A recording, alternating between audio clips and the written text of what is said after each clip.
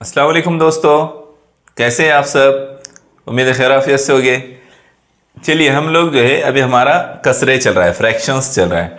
उसमें हम तीसरे सब टॉपिक पर हम उसके आते हैं और वो क्या है, हम नसब कसरों की जमा और तफरीक। हमने जो बातें सीखी इससे पहले की वीडियोस में, हम नसब कसरे, गैर हम नसब कसरे, फिर गैर हम नसब कसरों को हम नसब कसरों में कैसे बदलते हैं, फिर इसके साथ साथ कसरों का छोटा बड़ापन भी हमने सीखा। अब इसमें हम एक नई चीज़ की तरफ जाएंगे कि हम नसब कसरों की जमा और तफरीक कैसे करते हैं। ठीक है, चलिए देखते हैं। यहाँ पर हम नसब कसरों की जमा सबसे पहले देखेंगे, उसके बाद फिर तफरीक के अमल पर आएंगे।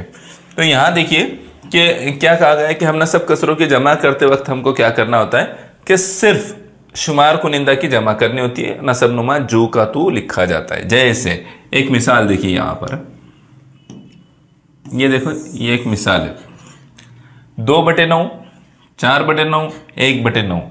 यहाँ नसब नुमा सेम है, इसलिए ये हम नसब है, हम नसब कसरे हैं। तो क्या करेंगे, सिर्फ ऊपर के जो शुमार कुनिंदा है उनकी जमा कर लेंगे, 9 को एक बार लिख देंगे और ऊपर की जमा करेंगे 2 + 4 + 1, कितना हो जाएगा, तो 7। तो 7/9 ये जवाब आ जाएगा। ठीक है, इसी तरह से हम नसब कसरों की जमा की जाती है। आपने ये बात याद रखना है। ठीक है, मैं कुछ मिसालें भी आपको हल कराऊंगा। जैसे देखो, और अगर एक बात याद रखिए कि अगर जो है शुमार कुनिंदा न्यूमरेटर और डिनोमिनेटर दोनों सेम हो, शुमार कुनिंदा और नसब नुमा दोनों सेम हो, जैसे कि यहां बताया गया है शुमार कुनिंदा में भी 9 और नसब नुमा में भी 9। तो जब दोनों सेम हो तो इसका मतलब ये है कि कीमत क्या आती है, कीमत आती है 1। क्या आती है, 1। कीमत 1 होती है। यहाँ देखो उसका तरीका बताया, 9 को 9 से तकसीम कर देंगे, 9 के 9, 9 के 9 आ जाएगा, है ना। तो ये बात आपने याद रखना है कि जब शुमार कुनिंदा और नसब नुमा दोनों यकसा हो गए तो कीमत क्या आएगी, कसर की कीमत क्या रहेगी, 1 रहेगी। ठीक है, अगले इस पर आइए। यहां देखो हम नसब कसरों की तफरीक का अमल है। बिल्कुल जैसे जमा का अमल होता है सेम तरीके पर तफरीक का अमल होता है। जब नसब नुमा जो है सेम हो तो क्या करते हैं कि नसब नुमा एक बार लिखेंगे, जैसे ये 6/13 तफरीक 3/13, तो नसब नुमा एक बार लिखेंगे और ऊपर शुमार कुनिंदा में तफरीक कर देंगे। क्या जवाब आएगा, 6 में से 3 गए 3, 3/13। ठीक है, ये सेम तरीका रहेगा, तरीका बिल्कुल सेम रहेगा, तफरीक करने का भी हम नसब कसरों की और जमा करने का भी। याद रहेगा कि नहीं, आसान तरीका है, आपने क्लास में सीखा भी है, 4-5वें यूनिट में गालिबन ये है कसरे। ठीक है, चलिए अगले सवाल पर हम आते हैं। अब यहाँ जो है एक चीज़ क्या है कि गैर हम नसब कसरों की जमा कैसे करते हैं और तफरीक कैसे करते हैं, ये सीख लीजिए। अभी जो हमने हम नसब कसरों की जमा देखे और हम नसब कसरों के दरमियान तफरीक का अमल देखे।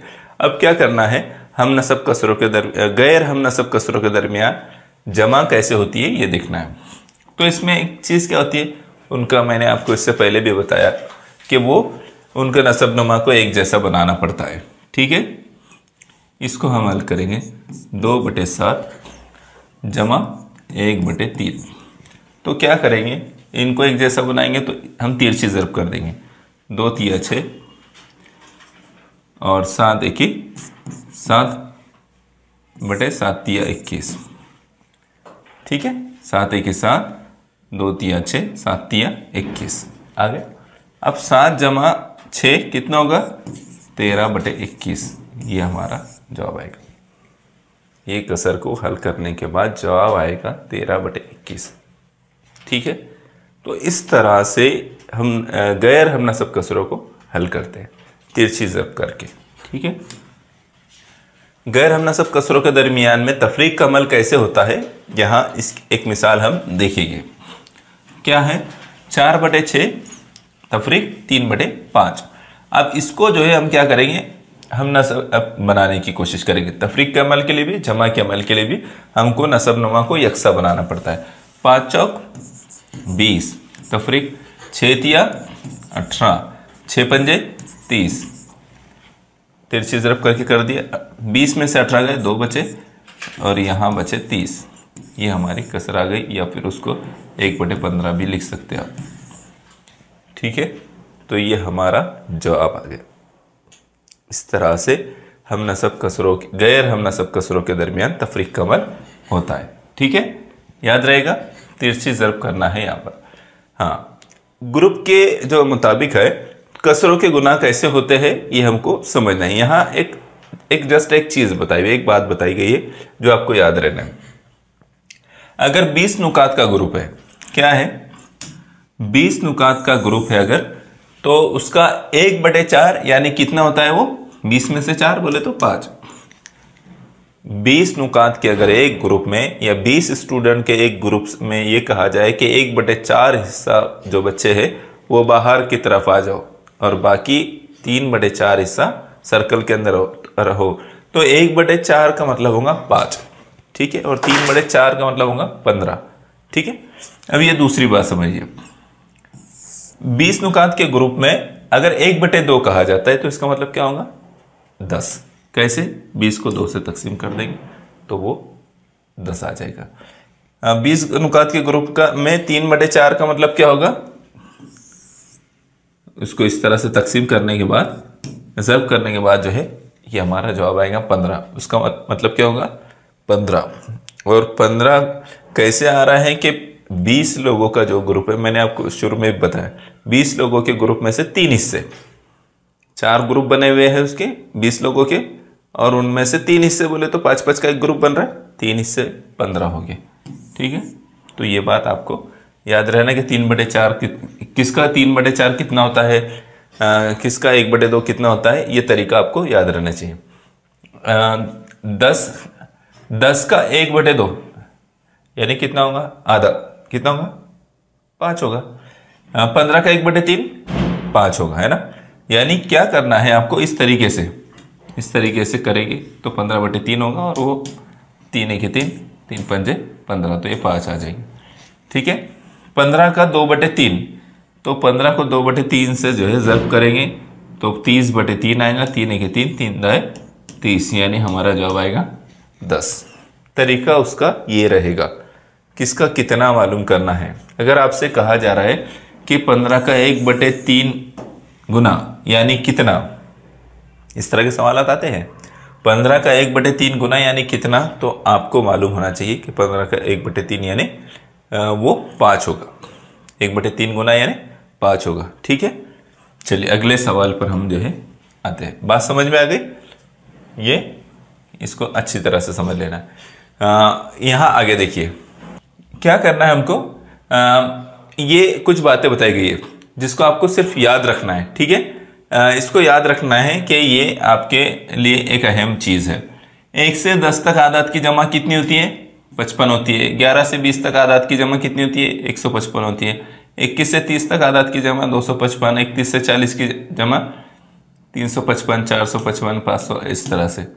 ठीक है, ये याद रखना है। यहाँ तरीका बताया हुआ इसका। 1 से 10 तक जब आप जमा करते हैं तो 55, उनकी जमा कितनी होती है, 55। 11 से 20 तक जब आप जमा करते हैं तो 155। 21 से 30 तक के आदात की जब जमा करते हैं तो 255। 31 से 40 तक के आदात की जब जमा करते हैं तो 355, 455, 555, इस तरह से आगे बढ़ते जाएंगे, ये आदत बढ़ेगी। ठीक है, अगले इस पर ये याद रखने के लिए आपको याद रहेगा।